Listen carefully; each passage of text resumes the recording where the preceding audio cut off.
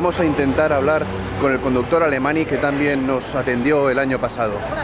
Señor Alemany, señor Alemany, señor Alemany, un par de preguntas, por favor.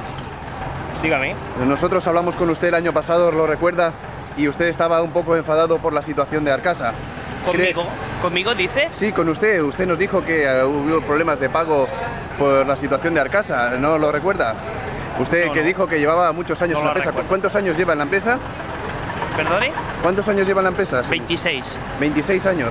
¿Y usted está muy a gusto en Arcasa? Sí, sí, sí, sí. ¿Y qué piensa de la entrada del Trust chocolatero en el Consejo de Administración de Arcasa, señor? Esos son asuntos que conmigo no van. Nosotros, los conductores, los cobradores, nos dedicamos a hacer los servicios. El año pasado tenían problemas de pago, con lo cual usted dijo que no dejaría salir ningún autobús más. No, creo que usted ande equivocado. ¿Usted no era el señor Alemany?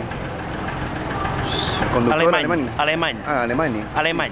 Soy Y alemán. una pregunta, ¿qué piensa de la incorporación? La verdad, se debe a usted de estar confundido. Una pregunta, Nosotros ¿qué piensa? estamos muy bien en esta empresa, nos tratan como a hijos.